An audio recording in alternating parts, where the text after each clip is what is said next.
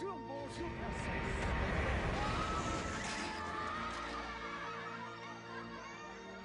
Tiens, bonjour, princesse. Salut tout le monde, c'est Aquilion, on se retrouve pour le deuxième épisode du choix d'un passionné qui normalement sortira la semaine juste après le premier épisode. Comme quoi des fois j'arrive à tenir certains délais, pas comme au lycée.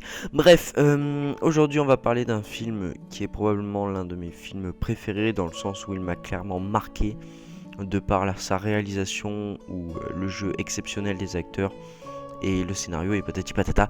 Bref, j'ai adoré ce film. Aujourd'hui, comme vous l'avez vu dans le titre, on va parler de La vie est belle. Donc La vie est belle est un film réalisé par Roberto Benigni, qui joue aussi le rôle principal, comme ça, tranquille. Sa femme jouant d'ailleurs le rôle de sa femme. Synopsis: en Italie, Guido tombe éperdument amoureux de Dora, rencontrée par hasard, et tentera par maintes et maintes malices et coups de génie comique à gagner le cœur de sa belle. Il y arrivera et ils auront un enfant, Josué. Dit comme ça, oh, rien de folichon. Seulement la seconde guerre mondiale éclate et Guido est juif, du coup il est déporté avec son fils, dans un camp tout comme Dora qui décide de les suivre. Guido, voulant protéger son enfant, il lui fait croire que tout ceci n'est qu'un jeu afin de pouvoir gagner un véritable char d'assaut.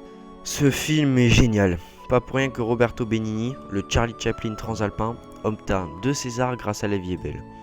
Les personnages sont excellents, notamment celui de Guido qui est une véritable étoile dans le paysage stellaire cinématographique. Ouais. non, j'en fais pas trop du tout, c'est pas vrai, tu mens.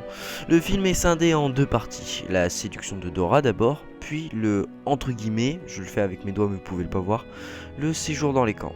Le premier est très drôle, lyrique et burlesque, et l'humour va peu à peu devenir tragédie dans la seconde partie. Et c'est d'ailleurs super bien amené. Tu te rends pas compte qu'au début t'es mort de rire. Enfin personnellement parce que je suis assez bon public, mais généralement on est mort de rire.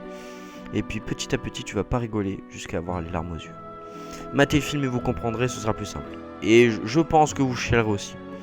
Oui, il y a de grandes chances. Ou du moins avoir des frissons. S'il y a une seule raison pour laquelle vous devez voir ce film, lui, Roberto Benigni. Pour conclure cette vidéo, je vais résumer le film selon les mots du réalisateur. C'est avant tout une histoire d'amour entre un père et un fils. Bon, comme d'hab, on a à peine gratté la surface de ce qu'est La vie est belle. C'est juste pour vous présenter ce film et que vous allez le voir et que dans de futures vidéos, on en débatte.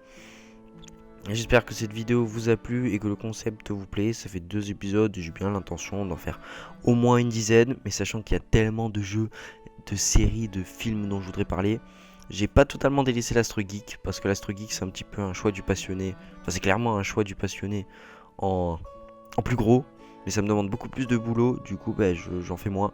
Ça peut paraître logique. Bon on se retrouve la semaine prochaine si tout va bien pour une nouvelle vidéo. D'ici là, portez-vous bien. Ciao!